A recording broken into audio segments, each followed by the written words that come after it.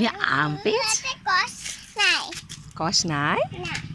বাহ, খুব ভালো। তুমি দুটো আম পেয়েছো? Very good. কিন্তু দিদি তো এখানে নেই, দিদি তো জলপাইগুড়িতে। দিদি আজকে আসবে, তোরা দিদি খাবে, এটা আমি খাবো। আমার সোনাটা খুব ভালো। হ্যাঁ, এটা তোরা দিদি খাবে, এটা আমি খাবো। Very good. এটা তোরা দিদির জন্য। ঠিক আছে, হ্যাঁ তুমি ঘরে নিয়ে যাও, চলো।